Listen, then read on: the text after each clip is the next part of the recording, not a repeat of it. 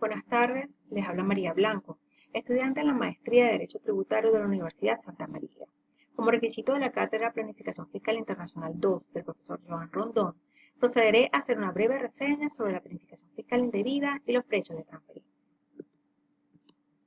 Como consecuencia de la evidente pérdida en la eficacia recaudatoria de los impuestos, los responsables políticos y los medios de comunicación están prestando gran atención a la erosión de la base imponible y, en términos generales, a la evasión fiscal ligada a lo que se ha denominado planificación fiscal agresiva.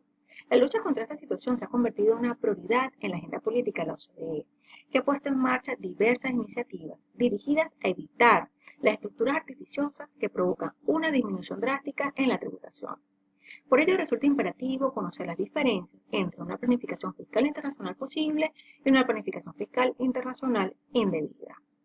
Frente a la planificación fiscal posible, la de naturaleza indebida se caracteriza por producirse en contra de alguno de los cuerpos normativos que la afectan, ya sea un ordenamiento interno o la normativa derivada de los convenios y tratados internacionales. La planificación fiscal indebida se hace presente ante legislaciones que han quedado obsoletas o con importantes lagunas, ante la constante proliferación de nuevas formas de negocios que han dado lugar a una ingeniería en materia fiscal que aprovecha tales vacíos legales para evitar o reducir sustancialmente los impuestos que deban pagar dichas empresas. La aparición de estrategias de inversión offshore, algunas en paraísos fiscales, aunado al bajo costo de las comunicaciones internacionales, hace del planeamiento impositivo una actividad altamente especializada, bien aprovechada por las personas o empresas a fin de disminuir su carga tributaria. Es el caso del contribuyente mundial, que planifica su expansión en un mercado global, al adoptar una estrategia que minimice su carga fiscal y maximice sus utilidades, utilizando este efecto de manera simultánea un complejo marco normativo en lo fiscal, contable y societario. De esta manera, en una primera aproximación corresponderá a cada gobierno la implementación de una serie de disposiciones de naturaleza fiscal que sirvan de freno o límite a la planificación tributaria de los contribuyentes, a través de la adopción de medidas como la transparencia fiscal internacional o bien de reglas que impidan la subcapitalización, que limiten la deducción de gastos procedentes de países de baja tributación. La OCDE ha establecido el combate contra la llamada competencia fiscal nociva, que en su desarrollo y aplicación práctica en los hechos ha diseminado efectos perjudiciales de diversa índole. Es por ello que los distintos países formularon oportunamente una requisitoria de la OCDE para el desarrollo de medidas efectivas en el combate de la competencia fiscal perjudicial y de los efectos distorsivos de la misma en decisiones tanto de inversión como de financiamiento. El papel más importante en las distorsiones fiscales corresponde a los precios de transferencia o transference prices. Son los precios que fijan empresas o grupos vinculados por transacciones entre ellos, pero que son distintos de los precios de competencia fijados por empresas independientes actuando en circunstancias similares. Dichas transacciones abarcan tanto la asistencia técnica como la cesión de créditos, arrendamientos, tecnología, suministros de mercancías, entre otras operaciones. La realidad es algo más complejo en el mundo globalizado. El objetivo de los entes multinacionales es que las utilidades globales del grupo soporten en su conjunto la menor carga tributaria posible. Para ello, se tratará de que la mayor cantidad de utilidades se ubique donde se afecte menos impositivamente el beneficio. Las operaciones se hacen a precios distintos de los mercados entre sociedades vinculadas situadas en distintos países. Así, una sociedad ubicada en un país de baja tributación venderá productos a precios muy superiores a los del mercado a una filial situada en un país de alta tributación para que disminuya el beneficio de esa filial y pase a ser beneficios de la matriz grabada por un precio más bajo. Esto lo podemos verificar en la siguiente gráfica. Si pueden observar en la primera columna, evidentemente vemos un país en donde la carga tributaria es mayor y las empresas, las filiales declaran una menor utilidad, a diferencia de la segunda columna en donde la carga fiscal es inferior. Allí las multinacionales con su precio de transferencia declaran una mayor utilidad, obviamente erosionando la base imponible porque obviamente tendrá mayor utilidad en países donde tenga que pagar menos impuestos. La comprobación de que una compañía transnacional esté amparándose en este mecanismo es complicada.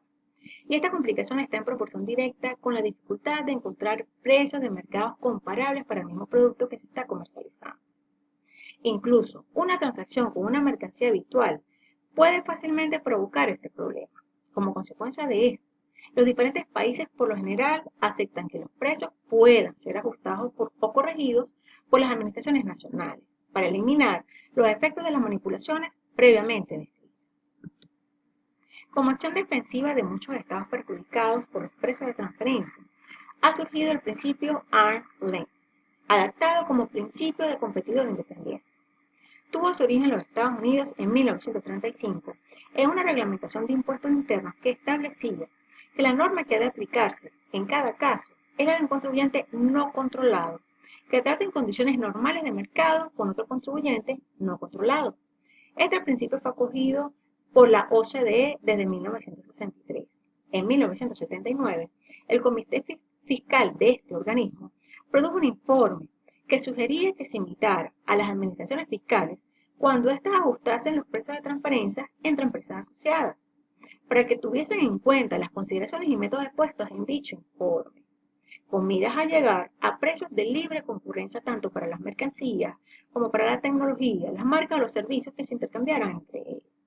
Dicho informe no poseía carácter de obligatoriedad, sino que establecía pautas a seguir a la hora de establecer los precios de transferencia para intentar lograr cierto grado de uniformidad.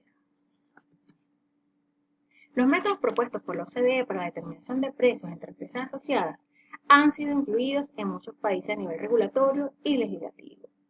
Las directrices de la OCDE proponen 5 métodos para determinar el precio cobrado entre partes relacionadas que cumplan con el principio Arm's Length.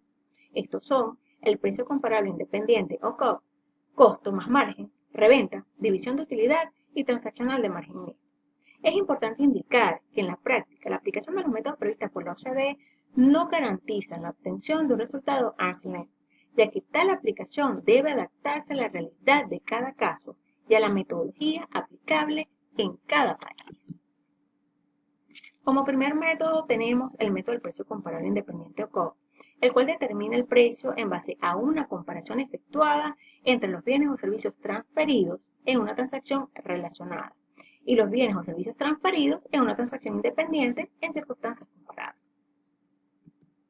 El método del costo adicionado determina el precio Arm's Length basándose en los costos incurridos por el proveedor de bienes y servicios en una transacción con una parte relacionada, pero adiciona un margen de ingreso de forma tal de reflejar una utilidad razonable considerando las funciones realizadas y las condiciones de mercado. Este método es utilizado principalmente en la producción de productos o la provisión de servicios a partes relacionadas. El método de la reventa determina el precio Arm's Length sustrayendo del precio de venta cobrado en la transacción relacionada un margen bruto de ingresos que representan el monto que el vendedor necesita para poder cubrir sus costos y gastos y obtener una utilidad aproximada en base a las funciones ejecutadas considerando los activos usados y los riesgos asumidos. El método de división de utilidades determina el precio Arm's Length en base a la división de utilidades que dos partes independientes hubieran esperado obtener en una transacción independiente. El MDU es recomendado por la OCDE en el caso de utilización de intangibles únicos, ya que las partes buscarán compartir utilidades en base al aporte de cada una de ellas.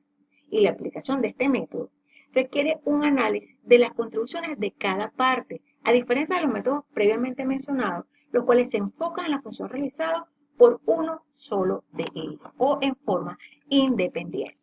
En lo que respecta al método de margen de transacción de utilidad, que es el último método a comentar, este determina el precio Arm's Length usando un indicador de utilidad neta respecto a una base predeterminada, como son los costos, las ventas o los activos, utilizando como referencia indicadores obtenidos de transacciones realizadas con el contribuyente en partes independientes. Una de las fortalezas de este método radica en que al basarse en el resultado final de la empresa, puede ser aplicado incluso cuando existan diferencias en las funciones realizadas entre una empresa controlada y una empresa independiente del mismo rubro. Es importante tener presente que el principio Arm's Length se basa en una ficción, que consiste en que empresas asociadas deban comportarse como entidades independientes, sin considerar cómo maximizar la utilidad colectiva del grupo multinacional, sino la particular de cada empresa, lo cual muchas veces no ocurre en la práctica. Según se ha indicado previamente, la OCDE propone este principio como el fundamento para la aplicación de los métodos para alcanzar el precio justo que partes independientes alcanzarían en una economía de mercado.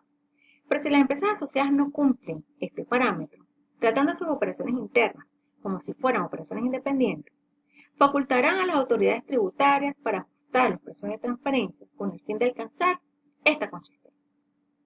Las principales críticas de los especialistas hacia estos métodos se basan en la falta de un análisis comparativo, asimetrías en la información que tienen acceso tanto las partes relacionadas como independientes al momento de determinar el precio, a las dificultades relacionadas a los métodos utilizados para la valoración de intangibles, debido a las características propias de este tipo de bienes. Debido a estos problemas prácticos, se ha propuesto cambiar del actual estándar de precios de transferencia a una fórmula proporcional de distribución de utilidades.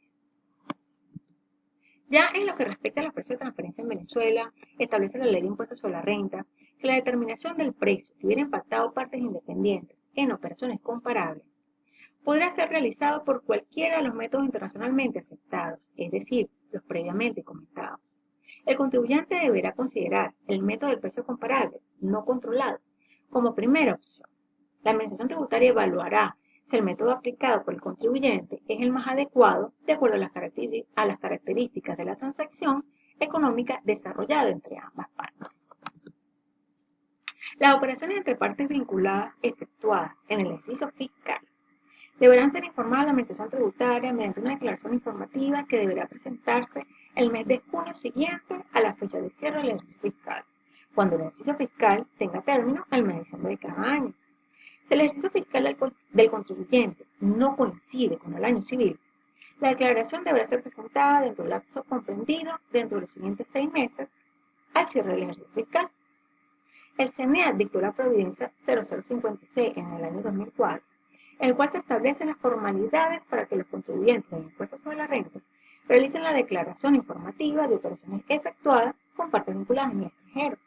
Asimismo, en el portal web de la institución puede descargarse el instructivo para la preparación de la declaración de las operaciones con partes vinculadas en el exterior, denominada PT99. Esta obligación formal le corresponde solo a aquellas entidades domiciliadas o con establecimiento permanente en el país, que hayan tenido en el ejercicio fiscal anual operaciones de venta o compra de cualquier tipo de bienes, tangibles o intangibles, así como la prestación o recepción de servicios en una empresa que califique como vinculada en el exterior. Ya por último, voy a presentarles las sanciones. En lo que respecta a este incumplimiento de las normativas tributarias, tenemos que las sanciones aplicadas por omisión de presentar esta declaración informativa o de presentarla con más de un año de retraso será de 150 unidades tributarias a los contribuyentes ordinarios y de 450 a los contribuyentes especiales. El hecho de presentar en forma extemporánea dicha declaración, pero con un retraso no superior a un año, será sancionado con 100 unidades tributarias a los contribuyentes ordinarios y con 300 unidades tributarias en el caso de los contribuyentes especiales.